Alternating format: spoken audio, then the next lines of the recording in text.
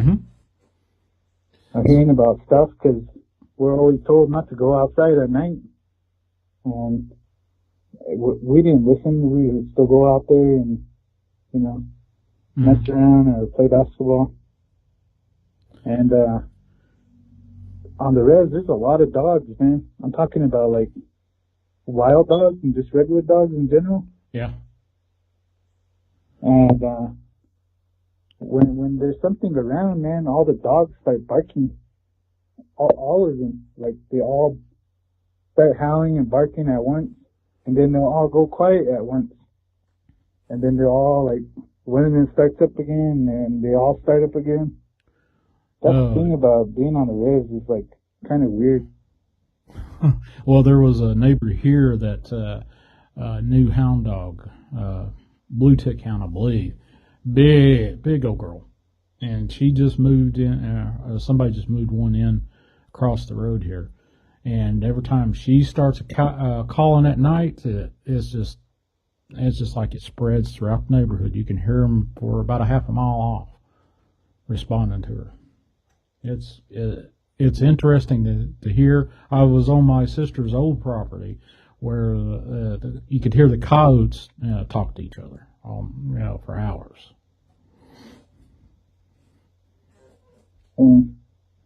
Have you seen on your? That's all I wanted. Yeah, have you ever seen anything like on the reservation where you have a lot of kills, like chickens and farm animals and whatnot? Have a lot of kills that are unexplained. We used to go like through the canyons, through the mesa areas. We go like shooting, or we call it tracking or scouting. Mm-hmm. We used to just go through the canyon areas, and we used to find cows. We used to find high spot. We used to find cows that are like I wouldn't say mutilated, but like there would be like a hole in them. And I don't know. I guess I wouldn't say ripped apart, but we would think that it was a coyote that maybe might have took that cow down, right, or a mountain lion, because they were like, we would find these cows that the soft spots were open. Hey, what's in there? Mm-hmm. The soft spots would be the part that's really ripped out, but then the hide and the body would still be together, but there'll be like a missing arm, or the head will be somewhere else. Stuff like that we would find. Okay. Just like riding through on the horse or walking. And where I live too, there's stories of some wild Indians that still live there, or used to live there. We don't know anymore, but my grandpa used to tell me stories like they were part of the last of the Anasazi. Last of the what? I'm sorry, I didn't catch that last little bit. The Anasazi. Anasazi. Oh, okay. Like they're so good at hiding, and they're so good at being quiet. Like you wouldn't know they were there, or they're like stealthy, I guess. Right. And in that area, my grandpa would show me when they were younger, they would see them. They would like spot them, and then when they get spotted, they look away for a second and look back, and they were gone. That's how fast or quick they were. Sort of phase in, like phase out. Do they phase in, phase out, or just disappear without a trace like a ninja? I don't know. They would disappear. My grandpa said that they're like pretty fast runners and pretty quick at moving. Mm-hmm. So there's like little chairs and stuff in this canyon area that we go to. There's a little water stream, and all the animals go down there. And there's like some little grass area, and where I live, it's like desert, like a desert mesa area. Oh. And So yeah, we were finding weird stuff, but we would just think it was normal because, you know, there's coyotes, there's some wolves, Mm-hmm. stuff like that, and bears. Bears come that far into our territory, and you know, we never thought of anything like that. And I remember this one time. There's a big mesa where you go right into the middle of the res. It's a big mesa, and there was we were climbing up it for fun, and there was this like big old like a cave or something. Never seen it before, and we didn't even know it was there. And we walked in there, and you could feel like, you know how you go into something dark or under a bridge and it's like cold? Yeah. It was like that at first, but maybe walking in like 5-10 feet, you'll start feeling the warm air blowing towards you.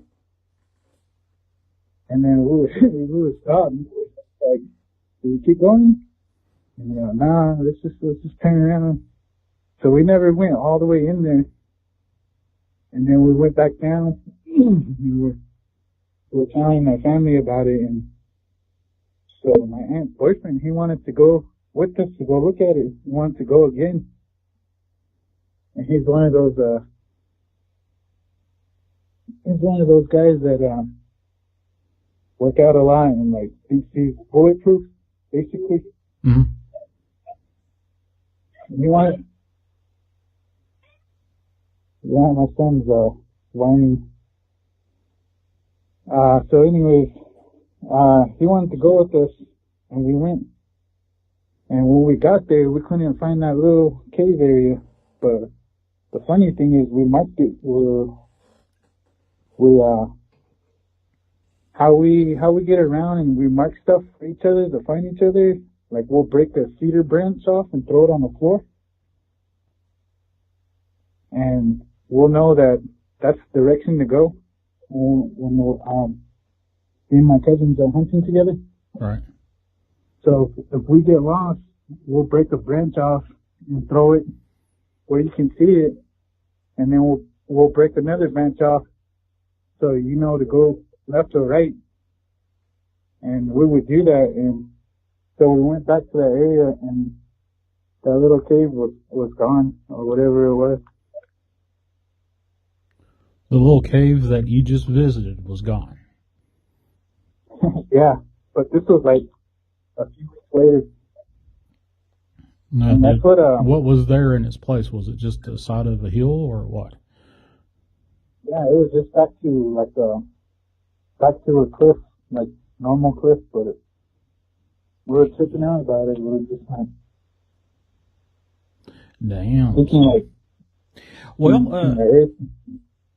shift that quick or things like that. And I don't know, there's a lot of stuff, but I really don't talk about it because people will probably think I'm crazy. You know? Well, I haven't talked about 3/4 of, probably not even that much. 3/4 of the stuff that I have seen experienced, because I know that if I open my mouth and start saying, "Hey, I experienced this," join the club. Yeah. But what do you know a medicine man, medicine woman in your tribe, on your reservation? Yeah, but I don't go to them unless I need to. Oh, so what? And there's been times where he's come to me before, Mm-hmm. and I kind of like just listen to what he says, because he doesn't really like try to preach onto you, because he's kind of like they call it two spirits. It's like when a man has a woman's heart, but he's still a man. Okay. But he also doesn't like men. But do you know what I mean? Yeah.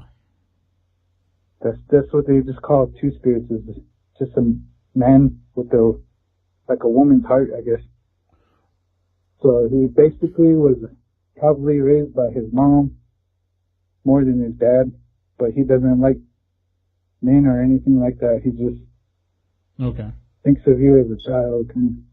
So anyways, he'd come around and he'd like tell me, hey, like, you doing okay, nephew? I heard this and that, and I heard you doing this and that, and I'll be like, yeah, I'm okay. Just, he goes, he tells me some things, and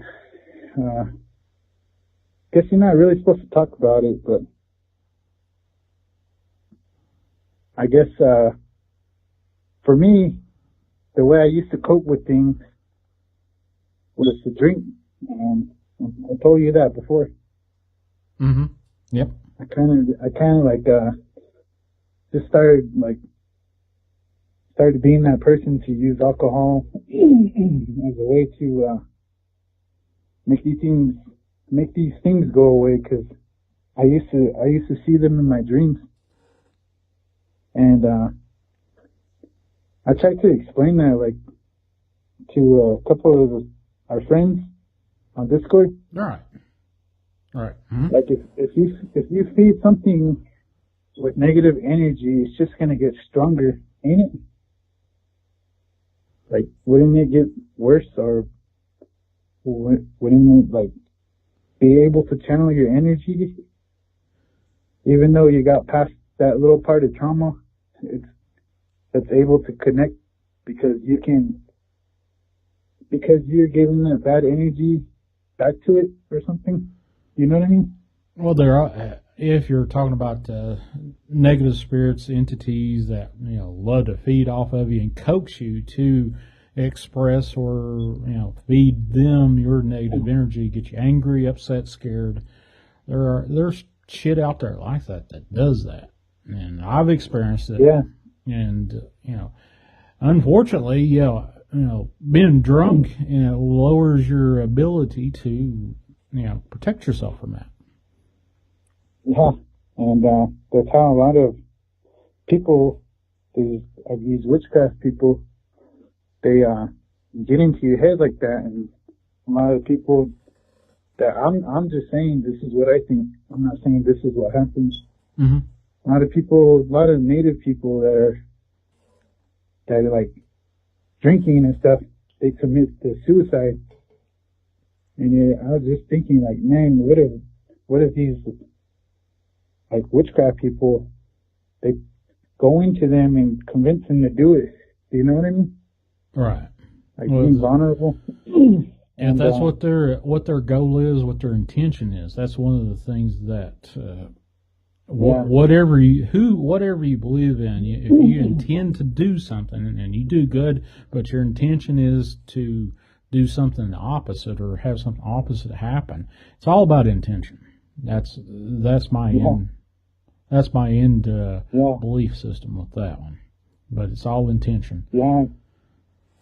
And that goes as far back as I don't know if you're listening. I was telling those guys about the story about when we hit something, and I don't know if it was a Wendigo or an actual skinwalker too, because that thing was moving so fast. By the time all of our heads looked, we just watched the thing run in front of the car. You know what I mean? It was that quick?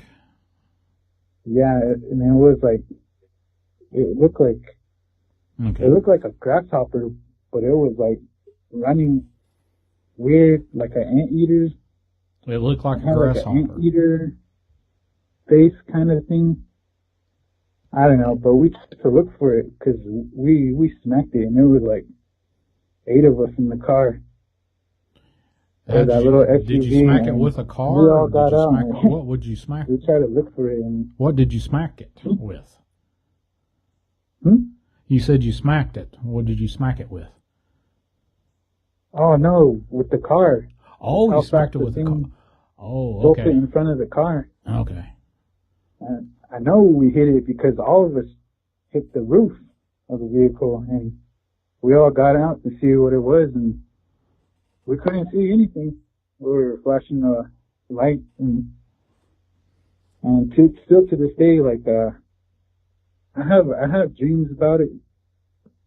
You know what I mean? The kind of. You said it looked sort of like a a grasshopper. Was it like a praying mantis? Yeah. Or No, like the body was like, just think of a grasshopper body, but then think of like an anteater head and slouch. Do you know what I mean? Kind of, I don't know how to explain it, man. Wherever it was.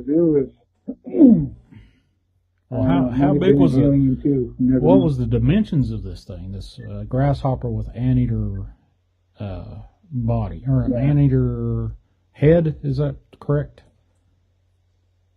Yeah, it could have been the head, but I don't know. I might have to show you some pictures and just put it all together somehow. Yeah. Well, you're a good artist. Do you actually have a photograph, or did you paint this thing? Yeah, and, I'm trying to talk, dude. And so how big was this grasshopper thing, or BZ? How big was this grasshopper beast, or whatever you want to call it? I'm not gonna say where it was, but well, how big was it? Was it as big as a dog or larger? No, it was bigger than a dog. It was sprinting. It was like, I don't know, the front end of the SUV, but not that high. Maybe it was like 3.5 foot tall, but it was long. Like the length of it was what was chipped out, and its legs were like bent like a grasshopper, but it was moving quick. The time we all turned, though, it was just like, it was too late to even stop, because it was like, came right into front of the light, kind of like something a deer would do. So it ran at the lights, or did it just stall there and freeze and stop? No, it didn't stop. I think it was passing through. Maybe it was chasing something, and we cut it off or something. Do you know what I mean? Because we were going pretty fast on a dirt road. Yep. And this is Mesa area. The only other person that I would have explained it would be my cousin Stillwell, but he passed away. Sounds like one of your kids is having a fun time in the background. Hold on. All right. Yeah, sorry, bro. Well, that's all right. Yeah, family's family. Thank God for him. I'm trying to talk and concentrate on him at the same time, so I keep getting distracted. Yeah. So, have you heard any tales or any stories about this grasshopper beast or whatever the hell this thing is that's as big as a dog or a little bit bigger? The only thing I heard was, I don't know if he's on right now, was KJ. KJ was on one time, and KJV. Yeah, KJV. Mm-hmm. He was on one time, and he was talking about these things coming out of the earth, having like a head of I don't know, a head of a locust, or a human head, but a locust body, something like that. And he was saying more like cricket-like body or locust-like body or something. Mm-hmm. I don't know if you remember he was talking about that. I remember that story. Yeah, it had a locust-like body. Maybe if KJV is talking, KJ, if you can call in, connect you guys together and see how your stories pair up with this thing. How long ago was this grasshopper beast? How long ago was this encounter? This was when I was in high school. This is about 10 years ago. Oh, wow. And this was on the reservation? Yeah, I was still on the reservation at the time. Jesus, man. How often do you come across something supernatural like that? Not a lot. I just think like everything that I've seen is rarely. But the other stuff I was telling you were just like the animals that we've seen like laying there. So I don't even know if they're really encounters because like sometimes like you just don't want to like talk about it, but you just happen to be there and see it, I guess. Right. And I really don't share these stories because a lot of people are like, he's lying. Oh man, I don't believe you're lying. I believe you're telling me you're telling the truth on that one. I was sober. I was like the designated driver most of the time. Well, there you go. You know what I mean? Well, there's more out there than just driving to work and going back home and then occasional vacation. There's crap out there. We're floating around in a supernatural ocean. We got to bump into something every once in a while, especially with these reservations. Native Americans like BZ one here. That his ancestors, moved to these areas and found whatever they found there attracted them, I believe, anyway, to all the supernatural stuff. That's my belief. I may be way off kilter there, way off the target, but wow, BZ, you always impress me with the amount of stories that you've got under your belt. I'm sure you've got tons more there. Yeah. Well, the only reason why too I haven't talked to DW is because I don't have anything to back me up. You know what I mean? To say like I don't have any facts or paperwork to prove these things. It's just like, well, how the hell are you going to prove that you got a dog man in your backyard? Or you ran upon unless you've got a picture or a photograph or something like that. Yeah. And that, that's like UFOs. You would think with all the UFOs out and about that everybody's claimed they've been seeing, there'd be more better evidence out than they are now.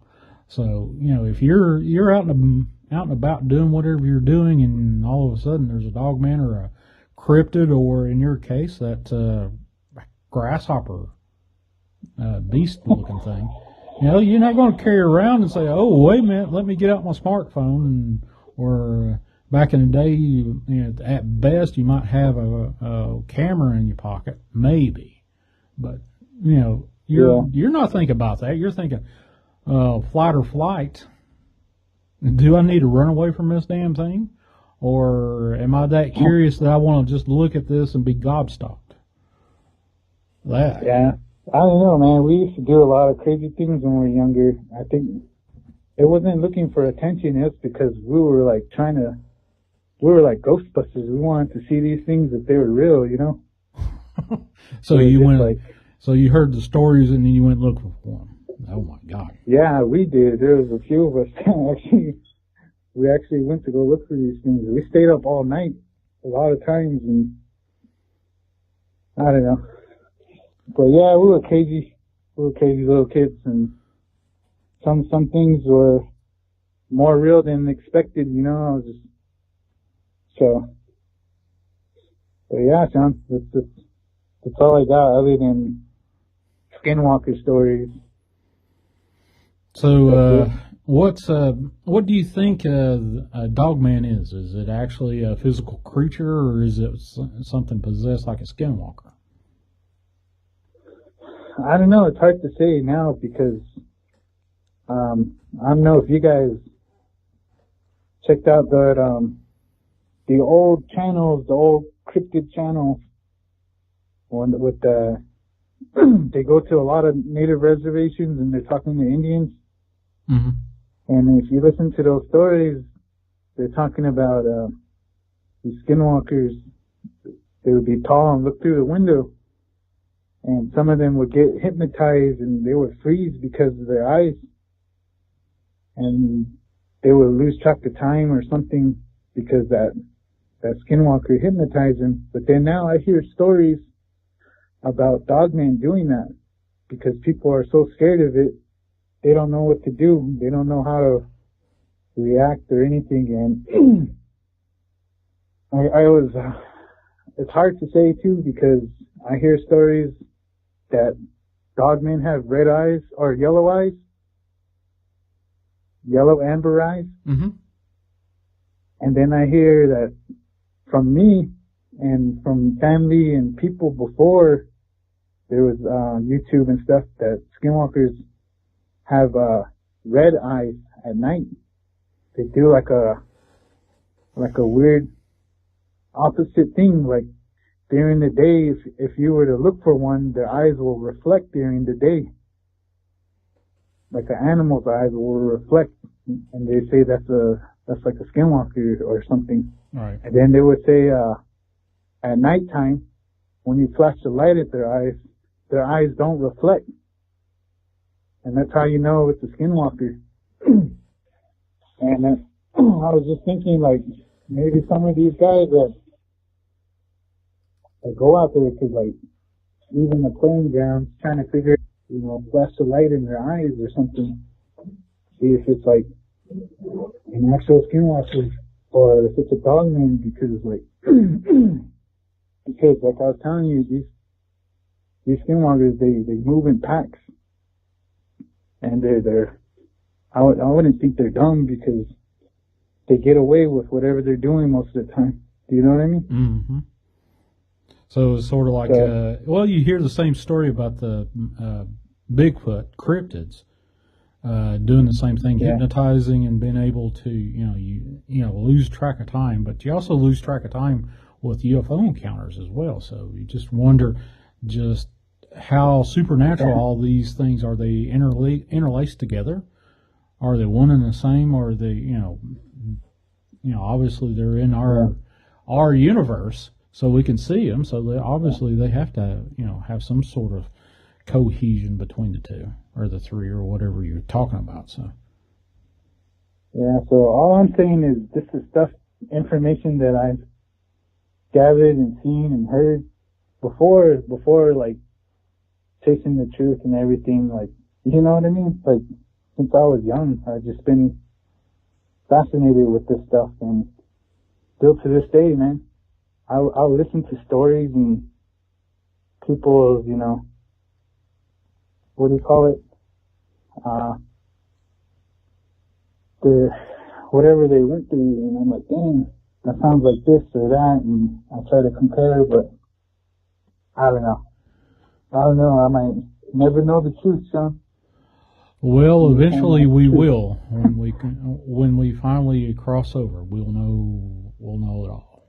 So, or that's my belief. Yeah. My knowledge, anyway. Yeah. Beezy. Yeah, that's why. Go ahead. Oh, go ahead. No, you go ahead, sir. Go ahead. Oh no, that's why I like. I don't know. I ask a lot of questions to whoever, because some people will talk to you, and it's like you would never think they would talk to you about this stuff, but like you're working with someone, yep, and you're listening to the radio or something, and they're like, oh shit, you listen to that stuff, and they're like, yeah, and they'll be like, man, and then they'll tell me something that happened to them, and I'll be like, no shit, that's crazy, and yeah, stuff like that, and just small world, I guess. Yeah, small world. Well, Beezy, it's been, it's good to hear from you. I knew you took a little bit of time off away from this social media stuff, but I'm always pleased as punch to hear from you, man. You always intrigue me with the stories that you come up with, that you've encountered so much stuff in your life. And I am pleased and I appreciate that you've chosen to call in and tell us your stories, man. I appreciate that. Really do. For sure, man. All right. Any other, are you ready for Christmas, or have you even started shopping or anything like that? Kind of just They're here and there. Kind of not in the mood this year because of everything that's going on. Oh yeah, heck, it's like tying your hands together behind your back and saying, "Okay, we got to go shopping now." Well, now you got to wear a mask every damn place. But that's about it, buddy. Well, Beezy, I will. Are you going to be on the Discord later? All right, man. Talk to you later. All right, I'll talk to you later, man. Appreciate you. All right, BZ1. Buddy of mine called in. Now, folks, one of the things that when I know somebody's a native, Aboriginal, and they start telling me stories, my ears perk up. And you get some of the strangest stories, and BZ1, obviously, he's a Native American. He's never fails to impress. That being said, I appreciate you, BZ1. I'll talk to you later on Discord, over on Chasing Truth Discord server. But we started the show out talking about the mysterious Utah monolith, and apparently it's been stolen. The mysterious Utah monolith in Red Rock Desert apparently has been stolen, possibly stolen last night, or at night anyway. The cryptic metal structure, according to RT.com, which captivated mystery hunters' imagination ever since it was discovered in Utah desert last week, has been stolen, according to disappointed pilgrims who traveled hundreds of miles to see the thing. The Bureau of Land Management, BLM Utah, has confirmed a series of credible reports that the monolith is no more, saying that the structure was taken by an unknown person or group on Friday night. So, yeah, last night, folks, according to RT.com, or via BLM Utah. And I'm looking at it, and according to BLM Utah, the monolith is gone. So you heard it here, folks, right there. And that came straight from the scroll there that I installed, or given a test drive here on the Chasing the Truth on the Dark Waters channel in the YouTube thing. So there you go. Now, go find what happened to that crazy Utah monolith structure and see what happened to it. Who knows? There's another. That's like talking about, wow. That's just crazy. Can you believe it? You got a week's worth of where the hell did this monolith structure go or come from. Now, where has it gone? Cousin Ned wants to know if it's stolen or disappeared, but it looks like it was stolen. But the pictures I saw, that was man-made. It had rivets, and it was made out of brushed steel. So that was man-made for sure. Somebody, a group or someone, went and stole it Friday night. So there you go. Now we'll get to, well, I guess YouTube will be awash of all the conspiracy theories that was ramping up to say, hey, where'd this damn thing come from? And now it's gone. So who stole it? And will they have a ransom for it? But who the hell owned it in the first place? So there you go. Well, folks, we got about 10 more minutes left in the show for this Saturday night on November 28th. And, of course, as always, it never fails to impress me what Open Lines brings. And as I said before, I've got a new fellow that's working with me with the Dark Waters family. Wes Vick from the dogmancams.com over there on Facebook. He is the administrator over there. Dogmancams.com. That's the place to go if you're going to. Oh, hold on just a second. We got another caller. Area code 919. This is Chasing Truth. Who do I have on board, and where are you from?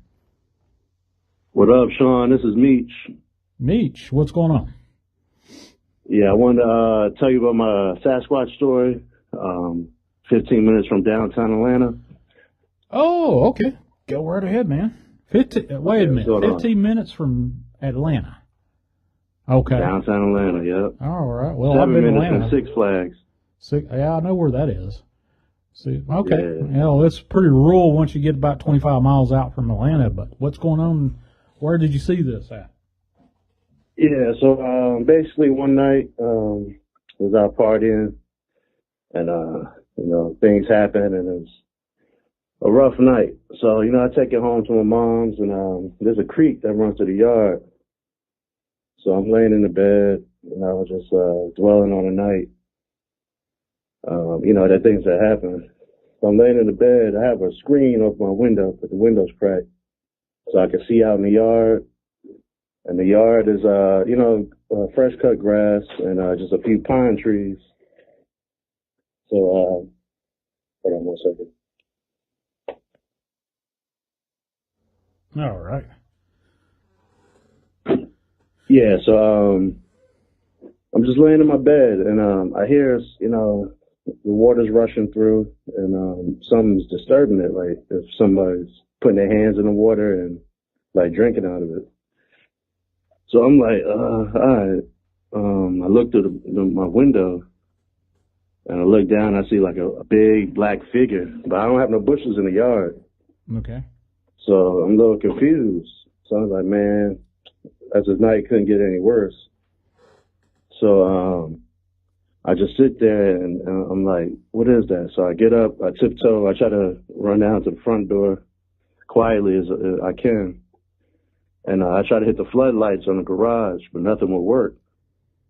And I was like, well, maybe if I hit the garage, the lights are open. I opened the door and look, but, something was telling me, no, I'm going to risk it. So I just go back to my room and I lay down, and I hear it communicate to, I guess, in the back of my house in the woods. So it did a couple of clicks,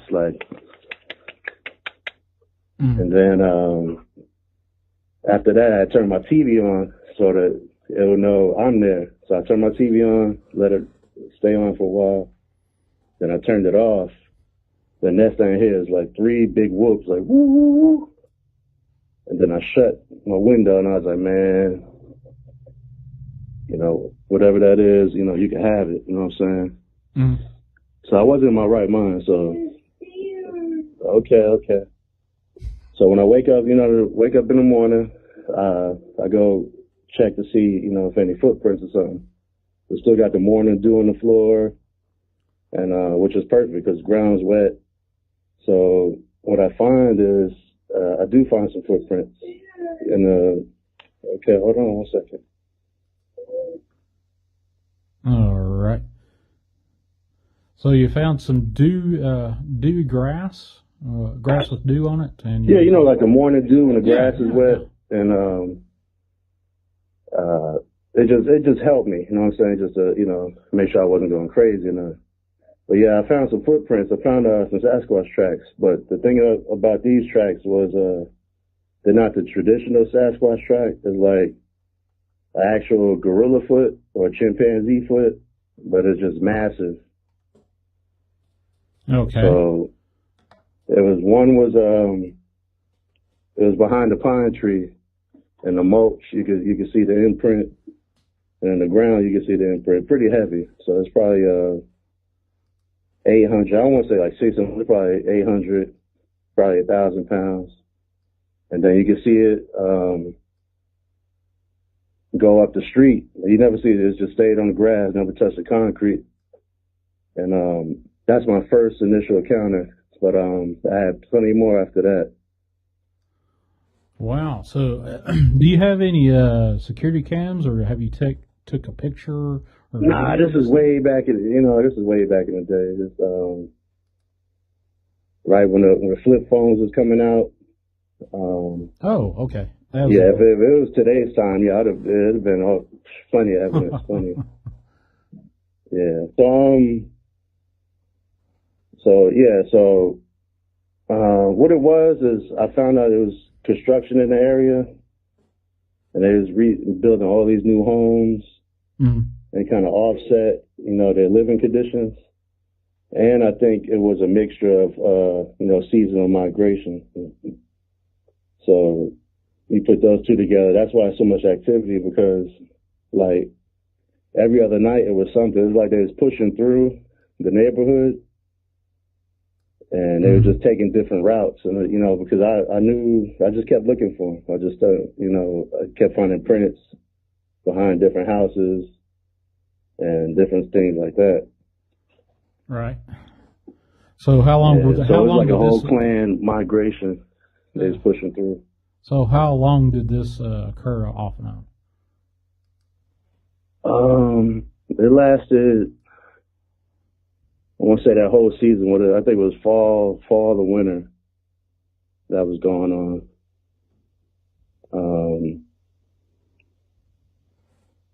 Well, I could sense them.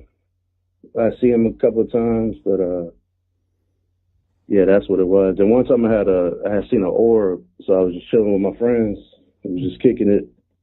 We had a buddy supposed to be coming to my house. So the way the orb was coming is the way he would walk to my house. So we thought it was him. So we gave him a call. I was like, nah, I never left the house yet. So I was like, what the hell is that? It was like an orange, reddish orb, just float slow, like nonchalant, just floats that. So it floats, and then it like went to my neighbor's yard, and it's like a big tree log, down tree, and then it's like the perfect scenery, you know what I'm saying? Because you got the moon, and you got like a lake behind it, then a down tree. So we walk up on it, and it went from an orb, and then it went to like the skinny, like an alien gray, how frail they look, but it was all black and shiny. Yep. Real frail creature. It wasn't scary. One of my buddies was gonna walk up to it. I was like, I don't know, no, don't do it, man, don't do it. You know what I'm saying? So we just turned around and left it alone. And then later on, I just kept expressing to my family members, and then my aunt, she actually had seen a squatch in the same when she was younger, when she was little. She seen one face to face, and when she seen it, she said it was squatting down, then it had stood up and had like orange eyes, not glowing or nothing. I guess like the color, orange eyes, and she took off. That made me feel better, you know what I'm saying? Because here I am just telling, I seen Sasquatch and footprints here and there, blah, blah, blah, and, Mm-hmm. So, yeah, it's very heavy Sasquatch activity. So close, you know what I'm saying? So close to Atlanta, you know what I'm saying? So close. So it's kind of hard to, that's why I don't sleep anymore. Like, if I'm in a city area, even if it's a little patch of woods, it's like, I don't, You still get a little yeah. antsy because there's woods there and your encounter with this Bigfoot. And whatever the heck that little black alien or gray alien or whatever, you just, yeah. Yeah. Man. And with the Squatches, I'm just summing up the story, everything real quick, you know what I'm saying? But the Squatches, did I feel threatened, like they wanted to kill me? No, not really. It was more like I said, it was, I guess, their migration and humans wrecking the woods and building houses. It kind of, you know what I'm saying? Well, they're always building cul-de-sacs and stuff throughout Atlanta, outside. I didn't feel like, I don't trust it. I'm not about to go party with them or nothing and get killed, but, I just didn't feel like they wanted to try to kill me or nothing like that. But. Yeah. Well, that's good. That's good. Yeah, my girlfriend believes that Bigfoot are here to protect us. So, and I lean toward that. Now, Dogman is totally different expression of I wouldn't want to meet one.